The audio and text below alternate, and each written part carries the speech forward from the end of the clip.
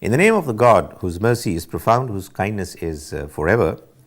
fasting in the month of Ramadan or other than in the month of Ramadan is a great act of worship. We have seen it in our previous lectures that it enables a believer to reap huge harvests of spiritual benefits. However, all these benefits can only be reaped if fasting is done in the right manner with the proper spirit. There are quite a few things which can cause the fast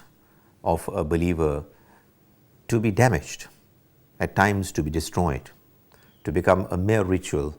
which is completely bereft of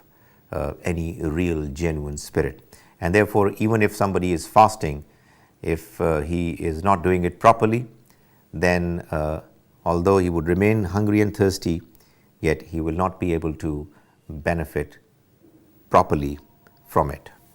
There are many hazards, there are many threats to fasting which one should be aware of, and if you are aware of those threats, you will be able to avoid them as best as you can. There is a great temptation while you're fasting, for example, that because you find that the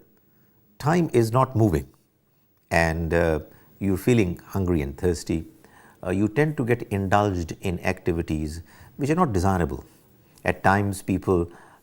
talk to each other unnecessarily about topics which are not desirable. At times they would backbite against people who are not present, which of course is a sin. And while you are fasting and doing this great exercise, you spoil the real proper effect and influence of it because of your indulgence in vain talks, in discussions which really should be normally be avoided, but more particularly during the time of fasting. Likewise, sometimes people indulge themselves in watching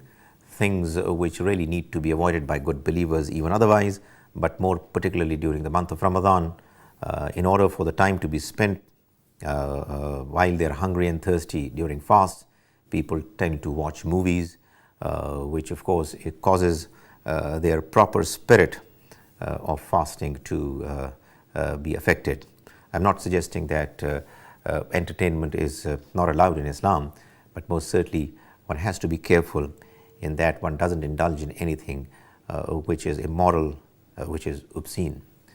Likewise, during fasting, there is a great danger that although you are hungry and thirsty, you may tell yourself that even if I am right now going through a difficult period, very shortly I'll get lots of things to eat and drink, and you start imagining the possibility of getting those dishes and those drinks at the time of iftar, thus not quite as much involving yourself in the spirit of fast as you are expected to. There is also great danger that while you are fasting, you are actually also eating more when you break the fast during the period when eating and drinking is allowed.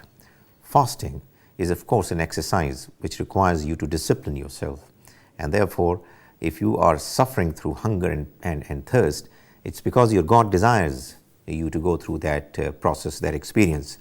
But if you have planned that even if you are hungry for a certain part of the day, you will more than make up for it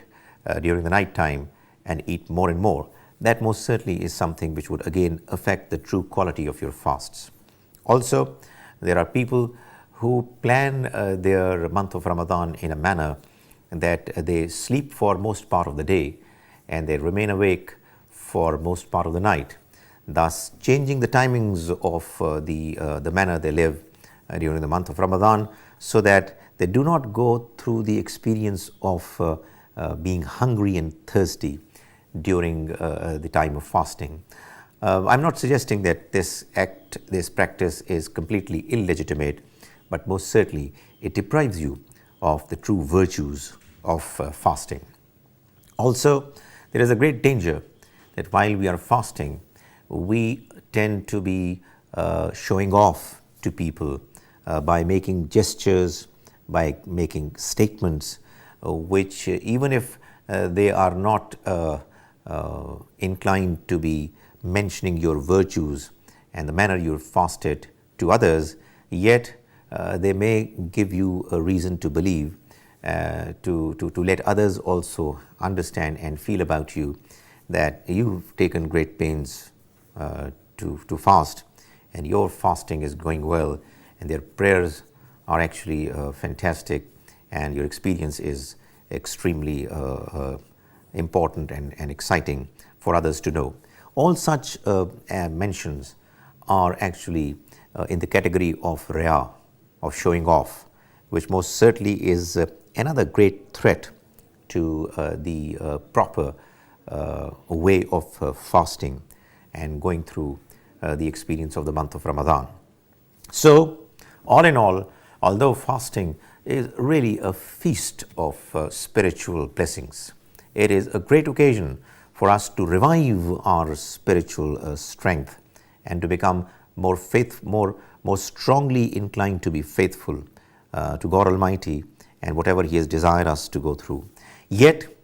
this act of worship can actually be spoiled and ruined if the dangers are not taken care of and we do not face those threats properly. It is only through conscious understanding of the fact that there are threats that we'll be able to avoid them, and it is only through our proper inclination to please God during the month of Ramadan that we'll be able to get the maximum benefit out of it. May the Almighty enable us to avoid all the threats to our fasts during the month of Ramadan,